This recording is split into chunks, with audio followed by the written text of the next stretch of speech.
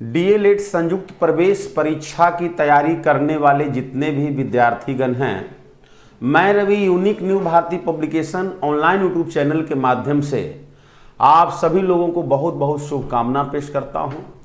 साथ ही जैसा कि आप लोगों को विदित है, पिछले लगातार लगभग 15 दिनों से हम लोग मॉडल प्रैक्टिस सेट का डिस्कशन चल रहा है। आज 9वें नंबर मॉडल प्रैक्टिस सेट का हिंदी भाषा का सवाल पे चर्चा करने के लिए हम लोग मुखातिब हुए हैं। जैसा कि विदित है, ये जो यूनिक पब्लिकेशन की किताब है मॉडल प्रैक्टिस सेट और गाइड वाली पुस्तक, उसके मॉडल प्रैक्टिस सेट वाले पुस्तक से ही हम लोगों का ये प्रैक्टिस सेट चल रही है, डिस्कशन का सेशन चल रहा है। बहुत सारे विद्यार्थीगण का बहुत अच्छा रिस्पॉन्स है। उन्होंने बताया है मॉडल प्रैक्टिस सेट का उन्होंने जो है अच्छा एक्सरसाइज किया है, डिस्कशन पे भी वो लोग जो है से काफ़ी अच्छे समझ स्थापित किए हैं और उन लोग का बहुत अच्छा रिस्पॉन्स रहा है। अच्छा, उन लोग कह रहे हैं कि बहुत अच्छा हेल्प मिल रहा है। और भी जितने भी स्टूडेंट्स हैं, युवा हैं, यंगस्टर्स हैं, आप लोगों से यदि आप लोगों को लगता है कि इससे हमारी बेहतर हो सकती है, हम इसका बेहतर इस्तेमाल कर सकते हैं, तो मार्केट में, बाजार में आपको ऑनलाइन ऑफलाइन दोनों ही माध्यम में हमारी पुस्तक उपलब्ध है। आप मॉडल प्रैक्टिस सेट को खरीदें, घर पे उसके प्रैक्टिस सेट को बनाएं, आंसर का मिलान कराएं, दिए गए लिखित एक्सप्लेनेशन से अपने आप को जांचें, परखें। तत्पश्चात आप जो है डिस्कशन पे आएं, जहां पे और आपको जो भी परेशानी समस्या होगी उसको स्पष्ट करा दी जाएगी और इससे हम लोगों का अच्छा परफेक्शन स्थापित होगा। हम लोग एग्जाम में अच्छे मार्क्स का काम करके आएंगे। आप लोगों को विदित है, आप लोगों को ज्ञात है, 30 नंबर का सवाल पूछा जाता है। 150 क्वेश्चन होते हैं, जिसमें 30 क्वेश्चन आपका सवाल होता है हिंदी भाषा का। बिल्कुल ही आसान प्रश्न पूछा जाता है, परंतु उसके परिपाटियों को, उसके फैक्ट्स को केवल जानना जरूरी है और इसको प्रैक्टिस के माध्यम से भी हम लोग अच्छा इस पे काम कर सकते हैं। तो आइए बिना समय गवाए हुए प्रश्नों पे आप लोगों को ले चलेंगे। और देखिए, मॉडल प्रैक्टिस सेट नंबर 9 का प्रथम प्रश्न जो है विलोम शब्द से संबंधित प्रश्न पूछा जा रहा है। माय डियर, विलोम का मतलब उल्टा शब्द होता है। सदाचार, सत्य जोड़ आचार, सत्य का व्यवहार, सत्यनिष्ठ आचार, ईमानदारी पूर्ण व्यवहार, अच्छा विचार, अच्छा व्यवहार, उसी को बोलते हैं सदाचार। अब इसका विलोम बुरा व्यवहार, बुरा विचार, सत्यनिष्ठ आचार व्यवहार का ना होना, उसी को बोलेंगे जो है बुरा विचार। तो सदाचार अच्छी और दुराचार बुरी, बिल्कुल आपका 1 नंबर पे ही ऑप्शन है। दुराचार गलत व्यवहार, गलत क्रियाकलाप, बेईमानी पूर्ण, कपटपूर्ण क्रियाकलाप, एक्टिविटीज, उसको बोलते हैं दुराचार। सुविचार अच्छा विचार होना, अच्छी सोच होना, उसको बोलते हैं सुविचार, जो आपका जवाब नहीं होगा। विचार का मतलब होता है मन की भावना, मन की अभिव्यक्ति, यह भी जवाब आपका नहीं होगा। कुविचार मीन्स होता है किसी भी चीजों के प्रति आपकी गंदी सोच, गंदी अभिव्यक्ति, तो यह भी जवाब नहीं होगा। अर्थात बी, सी और डी नंबर का ऑप्शन आपका कैंसिल हो गया। सही ऑप्शन 1 नंबर का हो गया। तो 1 नंबर का प्रश्न का सही विकल्प 1 हो गया। चलिए अगले प्रश्न की ओर चलते हैं माय डियर। अगला प्रश्न क्या है? जिसकी बुद्धि कम हो, जिसे अल्प बुद्धि हो, थोड़ी बुद्धि हो, जिसके पास बुद्धि विवेक कम हो, कम मात्रा में हो, उसके लिए एक शब्द लिखना हो, तो उसको बोलते हैं अल्प बुद्धि या मंद बुद्धि। दुष्ट बुद्धि, जिसकी बुद्धि खराब हो, दुष्टतापूर्ण हो, उसको दुष्ट बुद्धि कहते हैं। मृदु बुद्धि मतलब जिसकी बुद्धि जो है बहुत शांति प्रिय तरीके से काम करने वाला है, उसे मृदु बुद्धि वाला बोल सकते हैं। सुबुद्धि जिसका विवेक, जिसकी सोच, जिसका काम करने का तरीका बहुत ही सटीक हो, सही हो, उसको सुबुद्धि कहेंगे। मंद बुद्धि जिसकी बुद्धि बहुत कम हो, थोड़ा हो, हल्का हो, उसे अल्प बुद्धि या मंद बुद्धि कहते हैं। अतः प्रश्न का सही विकल्प 4 नंबर का विकल्प होगा। आंसर उत्तर 4 नंबर हो जाएगा। तीसरे नंबर का प्रश्न, गाय पेड़ बंधी हुई है, तो क्या गाय चौपाया जानवर पेड़ के ऊपर बंधी हुई रहेगी, पेड़ के शाखा पे बंधी हुई रहेगी? नहीं, पेड़ से बंधी हुई होगी, पेड़ के भीतर तो होगी नहीं, पेड़ में होगी नहीं, पेड़ के ऊपर होगी नहीं, पेड़ के अंदर होगी नहीं, मतलब पेड़ माध्यम है और उस माध्यम से गाय बंधी हुई है। अर्थात यहां जो है माध्यम के लिए कर्ता ने कर्म को करण से, करण की विभक्ति से लगेगी। गाय पेड़ से बंधी हुई है, के, पर और मैं आपको पहले ही बता दिया कि क्यों नहीं होगा। अर्थात तीसरे नंबर प्रश्न का जवाब 2 नंबर होगा। आशा करते हैं आप तमाम विद्यार्थियों को बहुत आसानी से समझ में आ रहा होगा, क्योंकि बिल्कुल प्रश्न भी आसान है, कोई लेवल ही नहीं है। आप लोग चुटकी बजाते हुए प्रश्न को कर देंगे और इसी तरह का छोटा छोटा प्रश्न आप लोगों से पूछा जाएगा डियर। तो आप लोग जितने भी विद्यार्थी सेशन को देख रहे हैं, आप लोग इस पर अच्छी समझ स्थापित करें और जितने भी देख रहे विद्यार्थियों से मेरी गुजारिश होगी वीडियोस को लाइक करें, अपने दोस्तों तक ज़्यादा से ज़्यादा शेयर करें, ताकि आप तमाम दोस्तों का भी हम लोगों को स्नेह मोहब्बत प्राप्त हो। चलिए अगले प्रश्न पे चलते हैं। किसी ने ठीक ही कहा है, किसी व्यक्ति ने सही ही बोला है कि जो सोता है वह खोती है। नहीं, जो सोता है वह खोता है। खोने का मतलब है अवसर खो जाना, अपॉर्चुनिटी खो जाना। जो व्यक्ति आलस में रहता है, जो व्यक्ति सोए रहता है, वह व्यक्ति अवसर को, समय को खो देता है। अर्थात जो व्यक्ति सोता है वही खोता है। स्त्रीलिंग नहीं, पुल्लिंग का भाव है, तो शुरू से अंत तक पुल्लिंग का भाव लेकर के आएगा। यह जो है आपका कहाँ है? 1 नंबर में होगा बाबू। जो सोता है वह खोता है। जो शब्द खोती लिखा हुआ है वो खोती नहीं होगा, यहां लिखना है खोता है। जो सोता है वह खोता है। जवाब आपका 1 नंबर का विकल्प हो जाएगा। अगले प्रश्न 5वें नंबर पे क्या कह रहा है? उस विकल्प का चयन करें जो मक्खन लगाना मुहावरे का अर्थ है। मक्खन लगाना, किसी के सामने, किसी के मुंह पर खूब उसका बड़ाई करना, खूब उसका जो है आदर सम्मान सत्कार करना, दुलार करना, अच्छी अच्छी बातें बोलना, मतलब चापलूसी करना। मक्खन लगाना, बेकार बैठना नहीं होगा डियर, कंजूसी करना नहीं, मक्खन लगाकर भोजन करना नहीं, चापलूसी करना, किसी के मुंह पे उसकी बड़ाई करना, उसकी वंदन करना। जवाब आपका 3 नंबर विकल्प सही विकल्प है।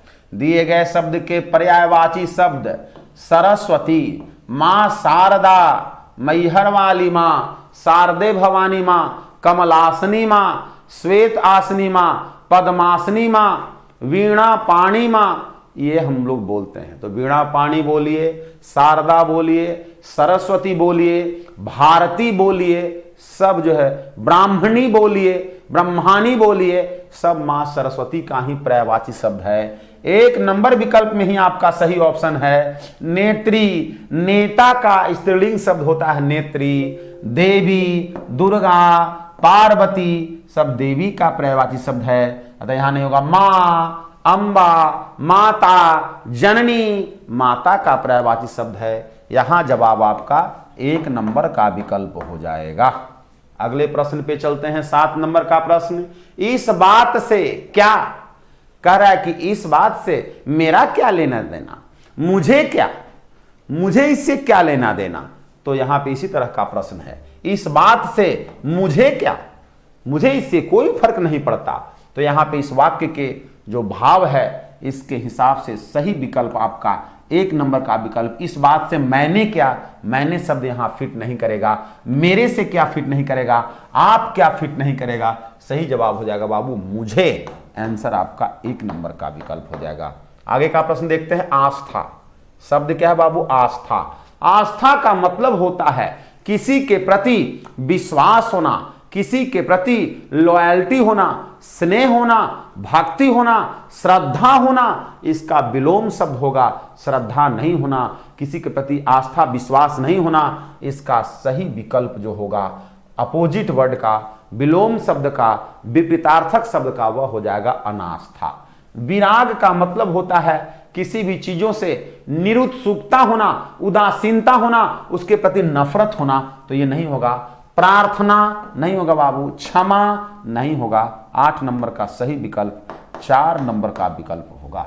दुर्लभ, जिसे हासिल करना, जिसे देखना, जिसे प्राप्त करना बहुत कठिन है, बहुत कठिन हो, उसको दुर्लभ बोलते हैं। विलोम शब्द इसका हो जाएगा बाबू सुलभ, जिसे आसानी से हासिल किया जाए, आसानी से प्राप्त किया जाए। सज्जन, जिसका आचार व्यवहार बहुत अच्छा हो, इसका समानार्थक या विपरीतार्थक से कोई मतलब नहीं है। अलभ, दुर्जन, ये सब शब्द हमारे नहीं होंगे। दुर्लभ का सही विलोम शब्द सुलभ हो जाएगा। जिसका आदि न हो, मतलब जिसकी शुरुआत का कोई पता न हो, जिसकी आरंभ का प्रारंभ का कोई पता न हो, उसे क्या कहते हैं? अनादि। अनादि कालों से चला आ रहा है, मतलब इसकी कब शुरुआत हुई ये लोगों को ज्ञात नहीं है, उसी को बोलते हैं अनादि, मतलब जिसकी शुरुआत की पता नहीं हो। अजर, जो कभी बूढ़ा नहीं होता हो, जिसकी कभी आयु नहीं बढ़ती हो, उसको बोलते हैं अजर। अमर, जो कभी मरता नहीं हो, उसे बोलते हैं अमर। अनंत, जिसका कभी अंत नहीं होता है, उसे बोलते हैं अनंत। अर्थात 4 नंबर, 3 नंबर और 2 नंबर का विकल्प नहीं हो पाएगा। जिसका आदि न हो, जिसकी शुरुआत की पता नहीं हो, इसका जवाब होगा अनादि। विकल्प 1 आपका सही ऑप्शन हो जाएगा। तो वर्ड्स वाले जितने भी सवाल हैं, अनेक शब्दों के लिए एक शब्द, श्रुति संविनार्थक शब्द, विपरीतार्थक शब्द, पर्यायवाची शब्द, या फिर आपका शब्द का जो है सो आपका उत्पत्ति के दृष्टिकोण से तत्सम तद्भव देशज विदेशज, रचना के दृष्टिकोण से आपका रूढ़ यौगिक योग रूढ़, ये तमाम वर्ण से के हिसाब से यदि चलेंगे तो वहाँ पे आपका स्वर्ण वर्ण व्यंजन वर्ण जो है, इन तमाम चीज़ों पे आपको पकड़ बना करके रखना है। इन्हीं चीज़ों से सवाल ज़्यादा से ज़्यादा पूछा जाएगा। मैंने इन सब बातों को गहराई पर अनुभव किया। गहराई पर नहीं होता है, गहराई ऊपर नहीं होता है, गहराई नीचे होता है। तो गहराई से अनुभव किया, गहराई पूर्ण तरीके से अनुभव किया, ये आपका होगा। गहराई पर नहीं होगा, गहराई से अनुभव किया। ये ऑप्शन आपका 3 नंबर के ऑप्शन में यह बात लिखी हुई है, अर्थात आपका जवाब 3 नंबर सही जवाब होगा। जो उस बात वाक्य के अंडरलाइन किए हुए जो भाग हैं उसको हटा करके 3 नंबर के विकल्प से उसे हम लोग सही कर सकते हैं। कह रहा है जो 2 नावों पर पैर रखना मुहावरा। 2 नावों पर पैर रखना मतलब एक ही समय में अलग अलग काम में लिप्त होना, अलग अलग काम में एक ही बार में बहुत सारे कामों में लगा हुआ होना, यह भी कर लेना वह भी कर लेना, एक से अधिक कामों में रत होना, लिप्त होना, एक ही समय में एक जगह कंसंट्रेट नहीं होगा, एक जगह जो है ध्यान आकर्षित नहीं करना, अलग अलग जगह दिमाग को अप्लाई करना, उसी को बोलते हैं 2 नावों की सवारी करना या 2 नावों पर पैर रखना। एक साथ कई काम करना, एक साथ कई कामों में लग जाना, यह आपका 4 नंबर विकल्प मुहावरा का सही अर्थ लेकर आ रहा है। जवाब 4 हो जाएगा बाबू। नेक्स्ट है फूलों का गुच्छा अतिथि पर सादर भेद किया गया। नहीं, सादर भेंट किया गया ये तो सही है। तो फूलों का गुच्छा अतिथि को पर नहीं होगा, अतिथि को सादर भेंट किया गया, ये डी नंबर में होगा। पर के जगह पे को लिखना होगा। सादर ये भेंट है बाबू, भेंट इसको समझेंगे, ये मिसरीडिंग है, भेंट किया गया। तो गलत वाला जो भाग है वो 4 नंबर भाग में गलती है। क्या पर नहीं होगा, उसके जगह पे को होगा, अर्थात जवाब आपका 4 नंबर चला जाएगा डियर। अगले प्रश्न की ओर यदि हम लोग चलें तो कह रहा है सही वर्तनी वाले शब्द का चयन करें। कौन सा शब्द है जो सही तरीके से लिखा हुआ है? हस्तलिखित। जैसे ही हम लोग बोलते हैं लिखित, तो लिखना ह्रस्व ई से होता है लिखना। लिखित, लिखित किसी भी इकार पे फोकस नहीं है, स्ट्रेस नहीं है, जोर नहीं है, अर्थात सभी के सभी इकार जो हैं ह्रस्व ई हैं, छोटी ई है, इसलिए हो जाएगा हस्त, ह दंत स त संयुक्त, और लिखित सभी इकार जो है हरस विकार होंगे। ये कहाँ है? 1 नंबर में है, यही आपका विकल्प होगा। यहाँ दीर्घिकार हरस विकार है, यहाँ भी हरस विकार दीर्घिकार है, यहाँ दोनों हरस विकार है, लेकिन ह के बाद स त संयुक्त नहीं है। ये हो गया हसत लिखित। हसत लिखित नहीं होता है डियर, हस्त लिखित, स त संयुक्त लिखित, हस्त लिखित, जो 1 नंबर का आपका सही विकल्प है, सटीक विकल्प है। जवाब 1 नंबर। सही वर्तनी वाले शब्द का चयन कीजिए। चिकित्सालय, तो चिकित्सालय में भी वही चीज है, चिकित्सालय में भी हूबहू वही चीज है। यहां भी किसी तरह का कोई आपको स्ट्रेस नहीं है, इकार पे एकार पे कोई जोड़ नहीं है। चिकित्सालय, च हर्षवी, क हर्षवी, त स संयुक्त आकार ल और य, चिकित्सालय, जो आपका बी नंबर का सही ऑप्शन है। सही वर्तनी वाले शब्द बी नंबर का विकल्प होगा। आगे का प्रश्न को यदि देखते हैं, अमनौर से आए हुए मेहमानों का पुरजोर स्वागत किया गया। इस वाक्य में अमनौर से आए हुए मेहमान, तो अमनौर से आए हुए मेहमान, ये पूरा एक प्रकार का क्या है? क्लाउज है। इसी क्लाउज को हम लोग पदबंध कहते हैं, उपवाक्य को हम लोग पदबंध कहते हैं। एक शब्द को जब कोई शब्द वाक्य में प्रयुक्त हो जाए तो उस शब्द को पद कहते हैं। 2 या 2 से अधिक शब्दों को मिलाकर के एक अभिव्यक्ति उत्पन्न हो जाए तो उस 2, 3, 4 शब्दों के समूह को पदबंध कहते हैं। तो अमनौर से आए हुए मेहमान, यह शब्दों का एक ग्रुपिंग है जो एक भाव को स्पष्ट कह रहा है, अतः यह पदबंध का उदाहरण है। जवाब बी नंबर में होगा। कार्य बाबू, नीचे दिए गए वाक्य के जिस भाग में त्रुटि हो उसका चयन कीजिए। पार्वतीय सौंदर्य का दर्शन करना चाहिए। पार्वतीय नहीं, पर्वतीय। ये पार्वतीय नहीं होगा, पर्वतीय। ऑप्शन यही होगा, यही गलत है। इसके जगह पे सही लिखना होगा पर्वतीय प्रदेश का या पर्वतीय सौंदर्य का दर्शन करना चाहिए। अर्थात जो आपका जवाब होगा डियर, वो क्या होगा? 1 नंबर होगा। आकार को यहां से हटाना होगा, तब जाकर के हमारा सही हो जाएगा। जवाब 1 नंबर होगा, क्योंकि गलत वाला को ही ढूंढना था। गलत यही है, पार्वतीय नहीं होगा, पर्वतीय होगा। नेक्स्ट देखिए, श जोड़ ई। अब ई यहां कौन है? छोटी ई है, हर्षवी ई है। क स संयुक्त हो गया मतलब छ बन गया, और अ आकार हो गया तो छा हो गया।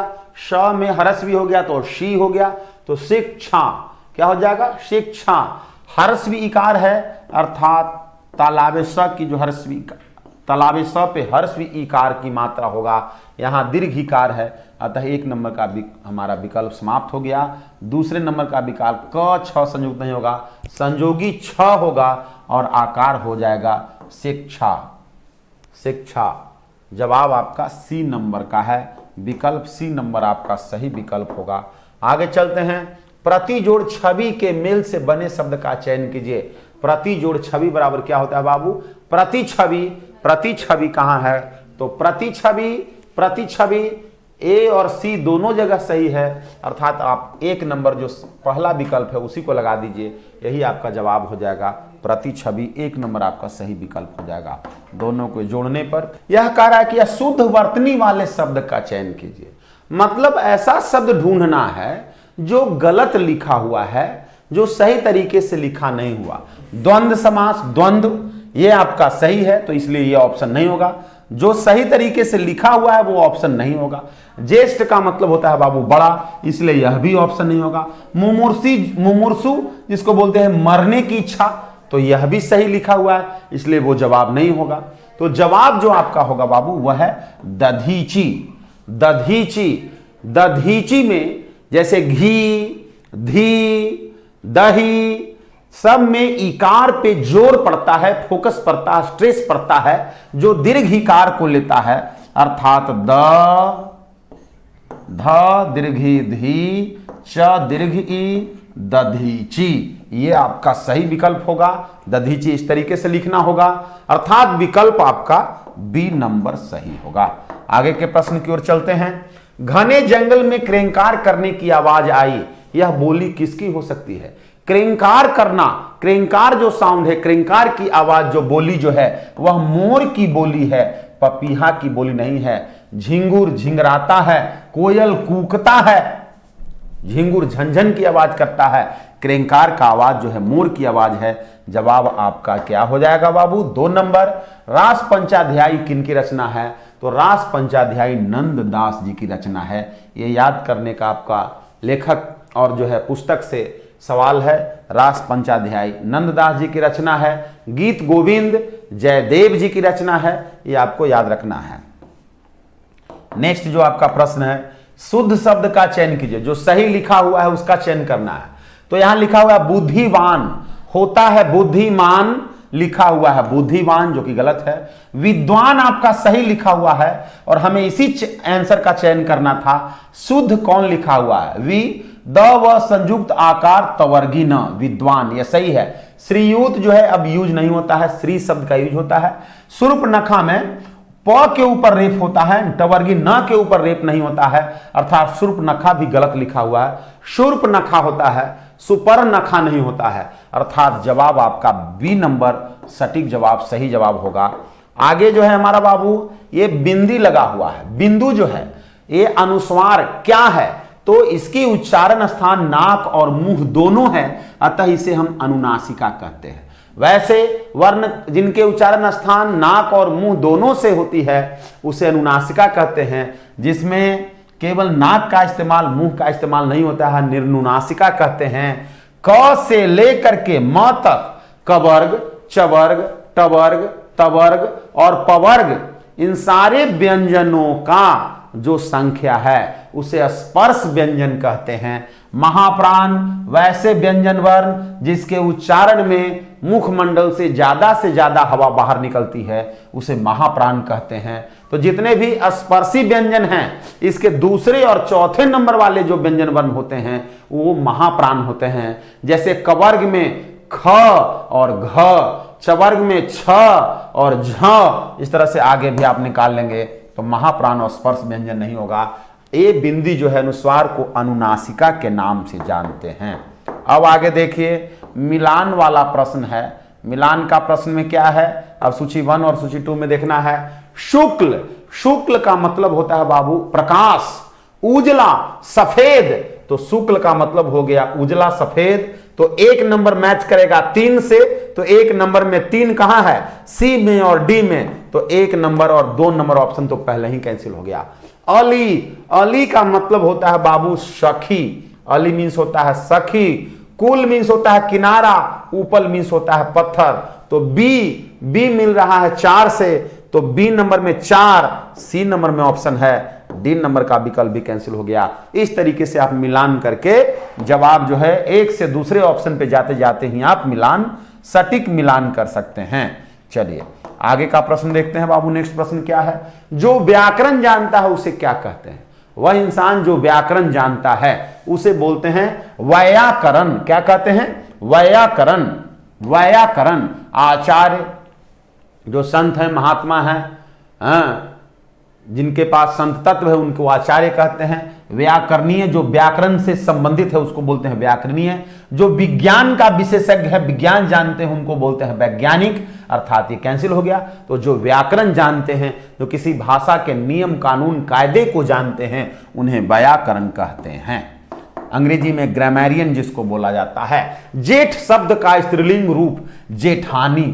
जेठ शब्द का स्त्रीलिंग रूप क्या होता है बाबू? जेठानी होता है। मतलब जो पुरुष हो गया उसके जेठ बोलते हैं, स्त्री के लिए जेठानी बोलते हैं, और जेठ की जो पत्नी होती है उसे जेठरानी या जेठराइन या जेठिन बोलते हैं। तो जेठ की पत्नी का बात नहीं, जेठ की बहन की बात हो रही है, जिसके लिए जैसे बेटा का बेटी, भाई का बहन, तो जेठ का स्त्रीलिंग जेठानी होता है। जवाब आपका 4 नंबर का विकल्प चला जाएगा।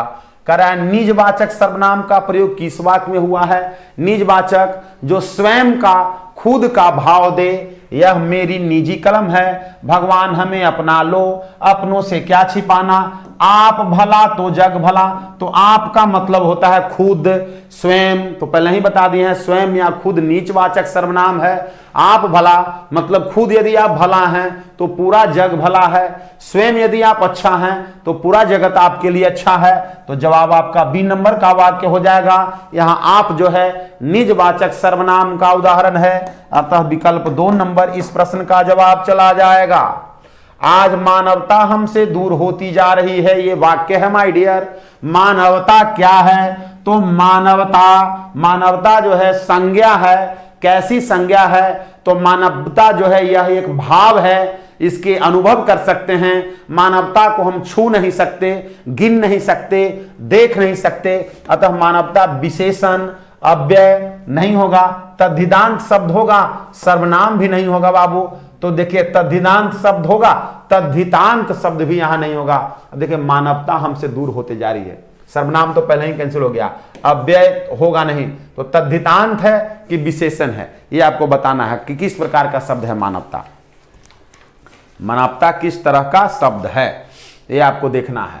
तो विशेषण मानवता कह रहा है कि उनकी मानवता मर गई है, तो उनकी, इनकी, उसकी, मेरी, इसके बाद जो शब्द आते हैं वो सर्वनाम होते हैं, इसलिए विशेषण हम तो इसको कह नहीं सकते, विशेषण होगा नहीं। सर्वनाम ये यह, वह, तुम, मैं, वहां, या आप, उसे, इसे, ये सर्वनाम है तो सर्वनाम नहीं है। यह तद्धितांत शब्द है, मतलब जिसके अंत में क्या लगा हुआ है? ता लगा हुआ है, तद्धित प्रत्यय लगा हुआ है, तद्धितांत शब्द ता लगा हुआ है। और इसमें आप किसी तरह से संज्ञा, लिंग, वचन का प्रभाव इस पे आप नहीं डाल सकते हैं, अर्थात आपका जवाब क्या हो जाएगा? डी नंबर हो जाएगा। अगले प्रश्न की ओर चलेंगे। अमृत धारा समास का विग्रह क्या होगा? अमृत धारा मतलब अमृत की धारा, जहां अमृत की धारा बह रही हो उसी को बोलते हैं अमृत धारा। तो अमृत रूपी धारा नहीं, अमृत की धारा आपका सी नंबर। अमृत के लिए धारा, अमृतमय धारा नहीं होगा, अमृत धारा का समास विग्रह होगा अमृत की धारा। जहां पे अमृत की धारा बह रही हो, अमृत का प्रवाह हो, करंट हो, उसको बोलते हैं अमृत धारा। इस तरह से आज हम लोगों का ये 9वें नंबर मॉडल प्रैक्टिस सेट का हिंदी भाषा पे हम लोगों की चर्चा समाप्त हुई। हम लोग अगले सेट को लेकर के अगले दिवस आपसे वाकिफ होंगे। जुड़े हुए आप तमाम युवाओं को बहुत बहुत शुक्रिया, बहुत बहुत धन्यवाद। किसी तरह का कोई परेशानी हो तो आप हमारे इस नंबर 8434897582 वाली नंबर पर संपर्क कर सकते हैं। जुड़े हुए सेशन देख रहे आप तमाम साथियों को अपने इस टीम की ओर से बहुत बहुत शुभकामनाएं। वीडियोज़ यदि आपको पसंद आई हो तो ज़्यादा से ज़्यादा अपने दोस्तों तक शेयर करेंगे। हमारे चैनल को यदि सब्सक्राइब नहीं किए हैं, सब्सक्राइब करना नहीं भूलेंगे। एक से बढ़कर एक भिन्न भिन्न तरह की परीक्षाओं से संबंधित आपको ये वीडियो सेशन कराई जाती है, जिसमें आप सेशन में जुड़ करके भिन्न भिन्न तरह की चीज़ों पे आप चर्चा कर सकते हैं, डिस्कशन कर सकते हैं। जुड़े हुए सारे साथियों को एक बार पुनः बहुत बहुत शुभकामनाएं। मिलेंगे अगले दिवस में। धन्यवाद।